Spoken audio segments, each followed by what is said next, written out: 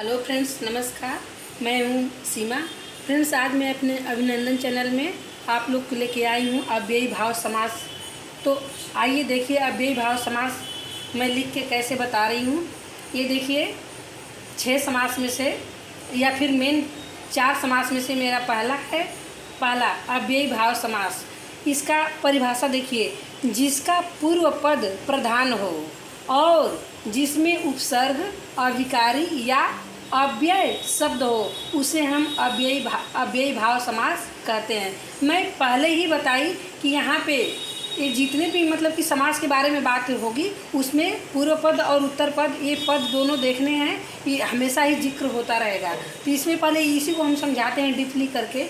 जिसका पूर्व पद प्रधान हो, यानी 2 पद होते हैं, पूर्व पद उत्तर पद, तो इसका पूर्व पद प्रधान हो और जिसमें उपसर्ग अविकारी या अव्यय शब्द हो उसे हम अव्ययी भाव समास कहते हैं। यहाँ पे भी और डीपली समझा रही हूँ कि जिसमें उपसर्ग क्या होता है, जो शब्द के पहले शब्द लगता है उसको हम उपसर्ग कहते हैं। विकारी मतलब कि विकार, अविकारी मतलब जिसमें विकार न पैदा हो, यानी जिसमें परिवर्तन न हो, या व्यय मीन्स होता है खर्च, और मतलब कि बिना खर्च किए। इसका तो शाब्दिक अर्थ ये हुआ। अव्यय का मतलब कि इसका भी भाव वही है कि जो बिना परिवर्तन का हो, जिसमें मतलब कोई खर्च न हो। तो इसका भाव यही है कि जिसमें कोई परिवर्तन न हो, मतलब अव्यय शब्द हो, यानी बिना परिवर्तन वाले शब्द हो, उसे हम अव्ययी भाव समास कहते हैं। अव्ययी भाव समास का मतलब भी यही होता है कि ये भावार्थ पे जाता है, इसमें भावार्थ निहित होता है, भाव पे ये डिपेंड करता है। अब ये देखिए, इसके मैं सारे पद का नाम दे रही हूँ। समस्त पद, पूर्व पद, उत्तर पद, समास विग्रह।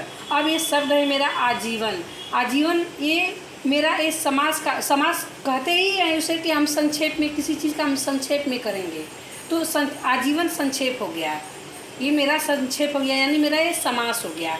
लेकिन इसको हम देखिए, इसको हम समस्त पद कहते हैं। समस्त पद के कॉलम में आएगा मेरा ये पूरा शब्द, जो 2 या 2 से अधिक शब्दों से मैं पहले ही समास में परिभाषा दी थी कि 2 या 2 से मिलकर बने नए शब्द को, मतलब कि बोली ना, सार्थक शब्द को हम समास कहते हैं। तो ये 2 या 2 से अधिक आ और जीवन 2 शब्द मिल गए और एक नया शब्द भी बन गया, आजीवन हो गया समस्त पद। पूर्व पद इसका आ हो गया जो कि उपसर्ग में आएगा। उत्तर पद इसका जीवन हुआ, लास्ट वाला जीवन हुआ, और इसका समास विग्रह हुआ जीवन भर। ये फैल गया, ये फैल के मेरा समास विग्रह करके हम इसको फैला दिए, यानी जीवन भर। इसका ये हो गया क्लोज करके संक्षेप में हो गया आजीवन। ये पूर्व पद आ, उत्तर पद जीवन, और इसका हम विग्रह करके फैला दिए, यानी इसका विस्तृत कर दिए, तो जीवन भर हो गया। अब दूसरा शब्द हम लेते हैं प्रतिदिन। ये मेरा ये समास हो गया, यानी संक्षिप्त कर दिए हम, समास हो गया ये मेरा, यानी समस्त पद प्रतिदिन, पूर्व पद प्रति, उत्तर पद दिन, और इसका समास विग्रह करके प्रत्येक दिन, इसका हम विस्तृत कर दिए प्रत्येक दिन। ये मेरा समास विग्रह हो गया। अब एक तीसरा शब्द है आजन्म। इसमें आ हमारा वो है, मतलब हम उपसर्ग जब यहाँ नाम लिए हैं तो उपसर्ग में ये आते हैं। उपसर्ग हो गया, जन्म उत्तर पद हो गया, उपसर्ग मतलब पूर्व पद उपसर्ग हो गया, जन्म हो गया उसका उत्तर पद, और इसका समास विग्रह, यानी इसका फैलाव करके हम यहाँ पे बताए जन्म से लेकर। इसी तरह से राजकुमार शब्द है। राजकुमार का पूर्व पद राज, उत्तर पद कुमार, और ये समास विग्रह राजा का कुमार।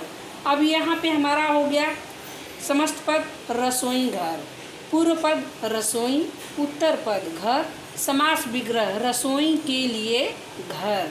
तो फ्रेंड्स, यहाँ पे खास तौर से समझिए कि उपसर्ग किसको कहते हैं, और ये भाव वही है अविकारी या अव्यय, जिसमें कोई खर्च ना हो, जिसका कोई मतलब कि चेंज ना हो, जिसके ऊपर कोई खर्च ना हो, यानी ज्यों का त्यों। अविकारी जिसमें विकार ना पैदा हो, ज्यों का त्यों। ये उपसर्ग जो शब्द के आगे लगते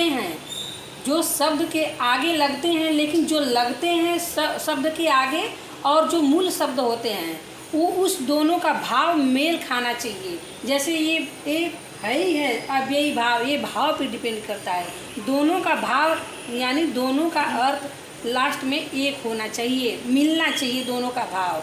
ये न कि उपसर्ग मतलब आ का कुछ और मतलब हो गया, जीवन का कुछ और मतलब निकल गया। बहुत से शब्द होंगे आ लग के, लेकिन जैसे यहाँ पे आ जीवन, यहाँ पे उपसर्ग हो गया, यहाँ पे जीवन और आ दोनों मिलके ये आजीवन का आ उपसर्ग हो गया। लेकिन हम आ ये सब हमारे मतलब कि हैं उपसर्ग, लेकिन अगर अभी हम क्या शब्द लें, जैसे अनमोल, अनमोल, तो हम अन शब्द को और मोल शब्द को अलग करेंगे और दोनों का शाब्दिक अर्थ लेंगे तो हमारा दोनों मेल नहीं खाएगा।